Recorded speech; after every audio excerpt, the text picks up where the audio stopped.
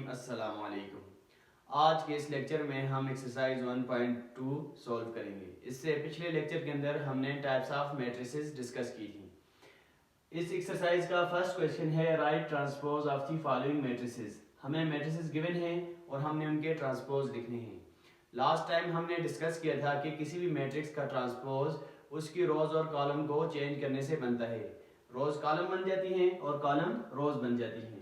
सबसे पहले हमें पी मैट्रिक्स गिवन है, transpose of P matrix equal होगा 1 2, यहाँ पर रो की शक्ल में है तो ट्रांसपोज में 1 और 2 कॉलम बन जाएंगे, और 3 1 यहाँ पर सेकंड रो है तो 3 1 सेकंड कॉलम बन जाएगा। ये पी मैट्रिक्स का ट्रांसपोज होगा। यहाँ पर 1 3 कॉलम में है, यहाँ 1 3 रो के अंदर है, यहाँ 2 1 कॉलम में है, यहाँ 2 1 रो के अंदर है, और यहाँ पर 1 2 रो के अंदर है, यहाँ 1 2 कॉलम के अंदर है, यहाँ 3 1 रो के अंदर है, यहाँ 3 1 कॉलम के अंदर है। उसके बाद क्यू मैट्रिक्स है, सेकंड पार्ट इसका transpose of Q matrix equal होगा एल और एम यहाँ पर रो के अंदर है तो ये कॉलम बन जाएंगे एल एम, और एन और पी भी यहाँ पर रो में है तो एन पी भी कॉलम की शेप में आ जाएंगे। ये क्यू मैट्रिक्स का ट्रांसपोज होगा। उसके बाद आर मैट्रिक्स गिवन है, इसके अंदर एक ही रो है और एक ही कॉलम है तो आर का जो ट्रांसपोज होगा वो भी, अब इस रो को हम कॉलम के अंदर चेंज करें या कॉलम को रो के अंदर चेंज करें तो रिजल्ट सेम ही रहेगा, 6 ही आएगा, तो आर का ट्रांसपोज 6 होगा। अब आते हैं नेक्स्ट पार्ट की तरफ।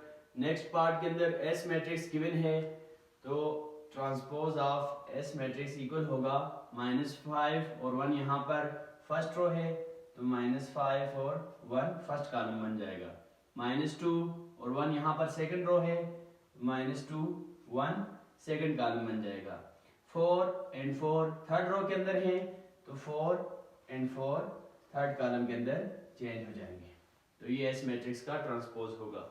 उसके बाद लास्ट मैट्रिक्स है टी मैट्रिक्स। टी मैट्रिक्स का transpose of T matrix equal होगा 6 7 8, यहाँ पर फर्स्ट रो है तो 6 7 8 फर्स्ट कॉलम बन जाएंगे, 13 1 3 यहाँ पर सेकंड रो है 13 1 3 सेकंड कॉलम बन जाएगा, 2 4 5 थर्ड रो है 2 4 5 थर्ड कॉलम बन जाएंगे, तो ये ट्रांसपोज ऑफ टी मैट्रिक्स होगा। नेक्स्ट क्वेश्चन है question number 2, which of the following matrices are transpose of each other. 4 matrices हमें गिवन है और हमने फाइंड आउट करना है कि कौन कौन से मैट्रिसेस एक दूसरे के ट्रांसपोज हैं। तो सबसे पहले ए मैट्रिक्स है, इसका ट्रांसपोज फाइंड आउट करते हैं। यहाँ पर A1 और A2 फर्स्ट रो हैं तो A1 और A2 ट्रांसपोज के अंदर फर्स्ट कॉलम बन जाएंगे, B1 और B2 सेकंड रो हैं, B1 B2 सेकंड कॉलम बन जाएंगे। अब हम देखते हैं कि A ट्रांसपोज जो है इक्वल है B मैट्रिक्स के, क्योंकि B मैट्रिक्स के अंदर जो एलिमेंट हैं A1 B1 A2 और B2, और A ट्रांसपोज जो है ये भी इक्वल है A1 B1 A2 और B2, तो A मैट्रिक्स का जो ट्रांसपोज है ये इक्वल है B मैट्रिक्स के। उसके बाद B मैट्रिक्स का हम ट्रांसपोज ले लेते हैं। Transpose of B matrix equal होगा A1 B1, यहाँ फर्स्ट रो है तो ट्रांसपोज के अंदर A1 B1 फर्स्ट कॉलम बन जाएंगे, और A2 B2 first second row है तो A2 और B2 सेकंड कॉलम बन जाएंगे। अब जो मैट्रिक्स हमारे पास आया है इसके एलिमेंट्स हैं A1 A2 B1 B2, और हमारे पास जो पहला मैट्रिक्स था उसके भी एलिमेंट्स थे A1 A2 B1 B2, तो B ट्रांसपोज इक्वल है A मैट्रिक्स की। उसके बाद नेक्स्ट है C मैट्रिक्स। C मैट्रिक्स का ट्रांसपोज लेते हैं। Transpose of C matrix equal हो जाएगा -3 1 -1, यहाँ पर फर्स्ट रो है -3 1 -1 फर्स्ट कॉलम बन जाएंगे, 4 2 और 7 सेकंड रो है, 4 2 7 ट्रांसपोज के अंदर सेकंड कॉलम बन जाएंगे। अब हम देखते हैं जो C ट्रांसपोज है इनमें से कौन से मैट्रिक्स के इक्वल है।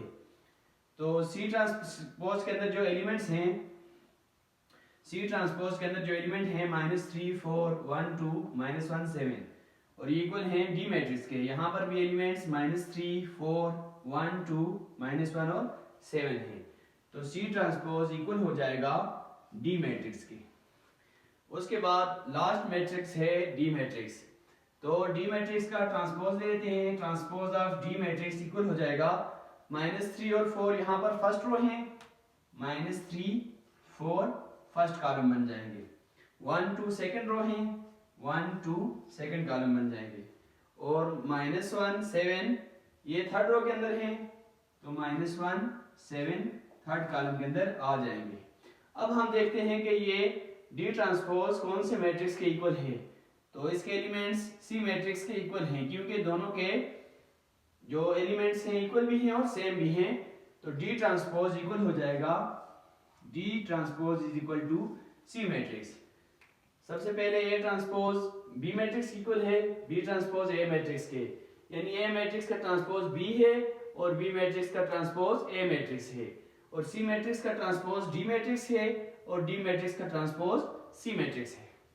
नेक्स्ट क्वेश्चन है question number 3, which of the following matrices are symmetric. Last time हमने डिस्कस किया था कि सिमेट्रिक मैट्रिसेस ऐसे मैट्रिसेस होते हैं अगर हम उनका ट्रांसपोज लें तो उनके अंदर कोई भी चेंजेस ना आए बल्कि ओरिजिनल मैट्रिक्स के इक्वल हो। फॉर एग्जांपल ए मैट्रिक्स है तो इसका ट्रांसपोज भी ए मैट्रिक्स के ही इक्वल हो, तो ऐसा मैट्रिक्स सिमेट्रिक मैट्रिक्स कहलाता है। अब आते हैं क्वेश्चन के पार्ट फर्स्ट की तरफ। ए मैट्रिक्स हमें गिवन है 5 7 -1 और 5। तो सबसे पहले ए का ट्रांसपोज लेंगे। 5 और -7 यहाँ पर फर्स्ट रो के एलिमेंट हैं, तो 5 और -7 फर्स्ट कॉलम के एलिमेंट बन जाएंगे।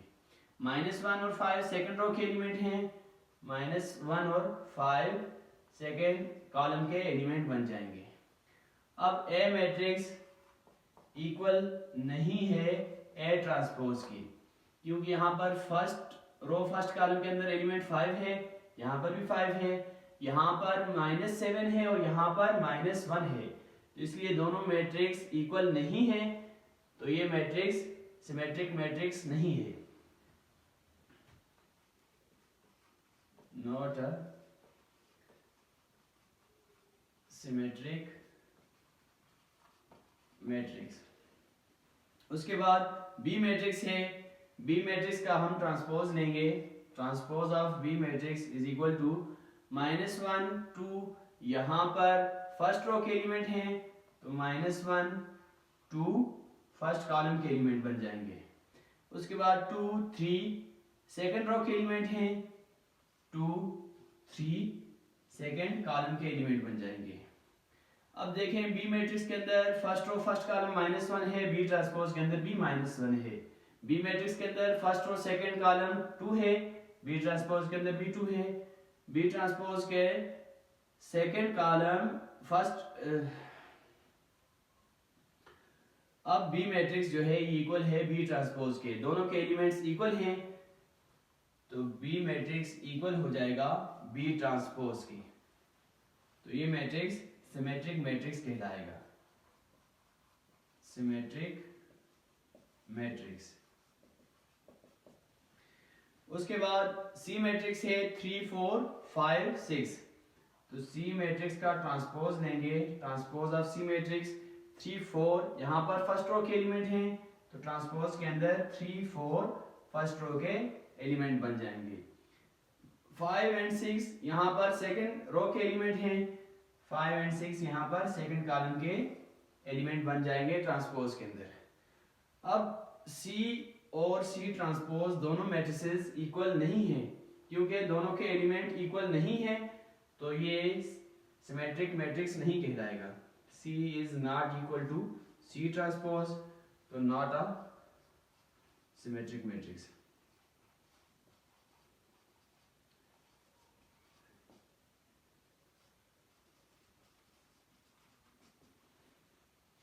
C जो है सिमेट्रिक मैट्रिक्स नहीं होगा।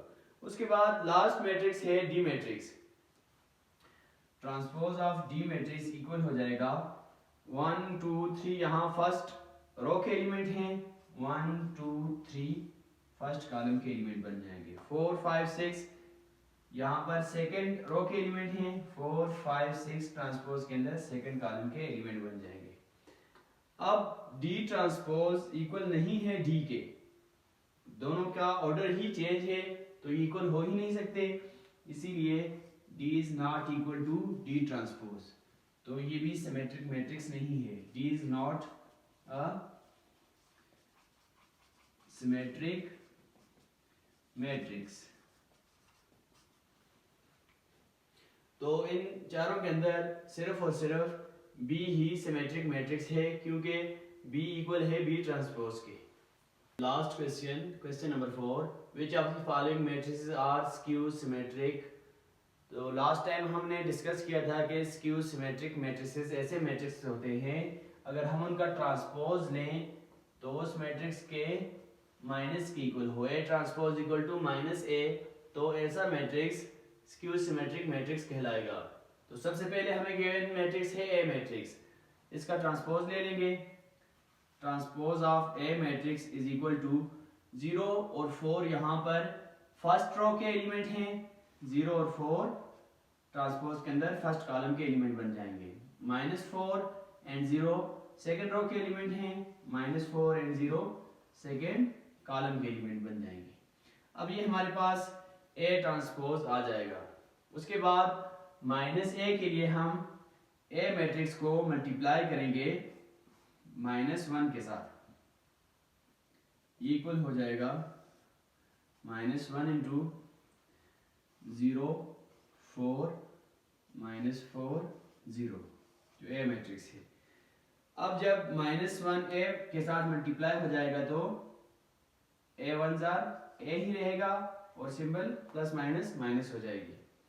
उसके बाद -1 जब 0 के साथ मल्टीप्लाई होगा तो -1 मल्टीप्लाई विद 0 0, -1 मल्टीप्लाई विद 4 1 4 4 और प्लस माइनस माइनस तो -4 बन जाएगा।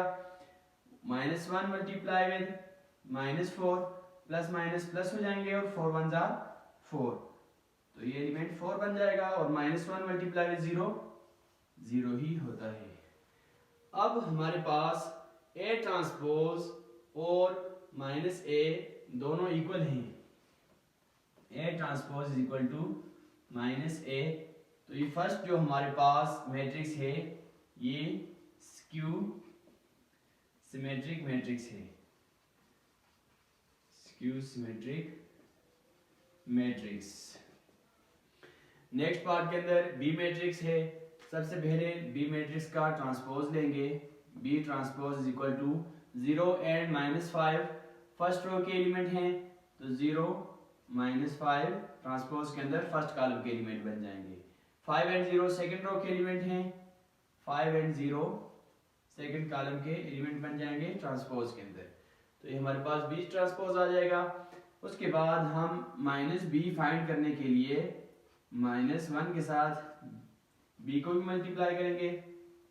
-1 इंटू बी मैट्रिक्स के जो एलिमेंट हैं 0 -5 5 0 तो माइनस जब b के साथ मल्टीप्लाई हो जाएगा तो -b और इक्वल हो जाएंगे -1 multiply with 0 0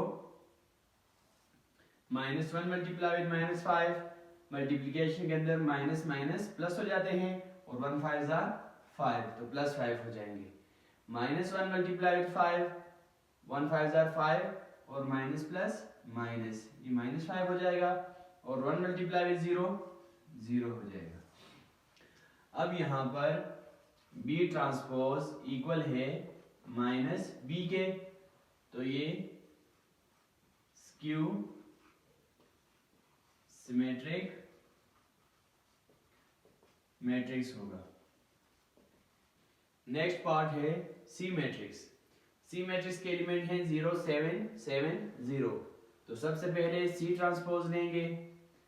C transpose equal to 0 7 first row के एलिमेंट हैं तो 0 7 फर्स्ट कॉलम के एलिमेंट बन जाएंगे और 7 0 सेकंड रो के एलिमेंट हैं तो 7 0 सेकंड कॉलम के एलिमेंट बन जाएंगे।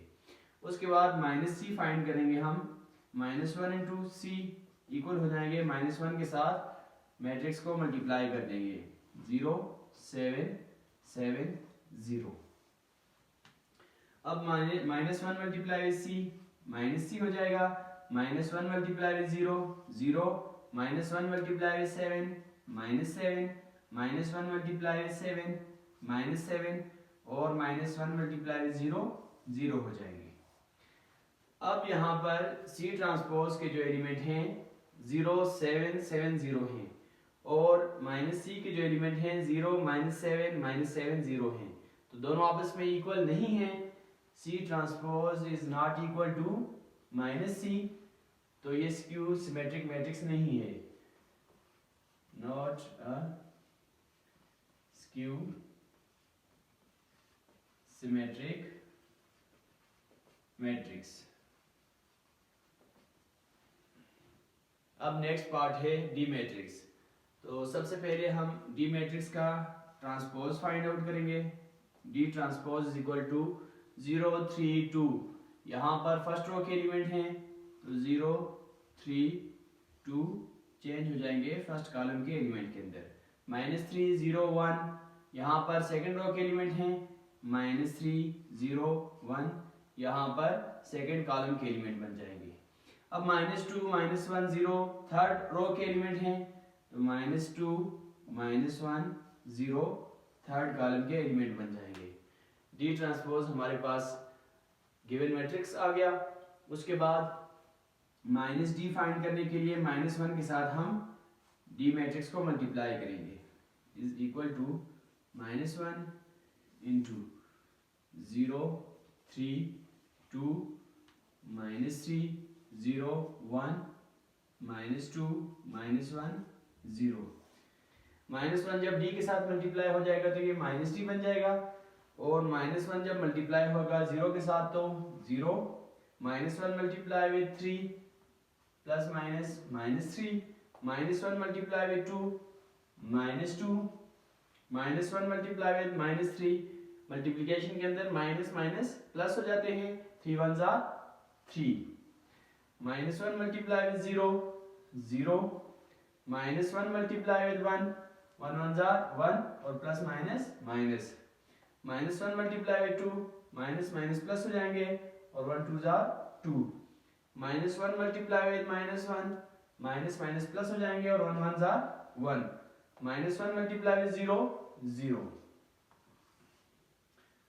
अब हम देखते हैं कि डी ट्रांसपोज -d की इक्वल है या नहीं है। तो first row element 0 -3 -2 0 -3 -2, second row के एलिमेंट 3 0 -1 3 0 -1, थर्ड रो के एलिमेंट 2 1 0, थर्ड रो के एलिमेंट 2 1 0। तो डी ट्रांसपोज इक्वल है -d के, तो डी मैट्रिक्स हमारे पास स्क्यू सिमेट्रिक मैट्रिक्स है, स्क्यू सिमेट्रिक मैट्रिक्स।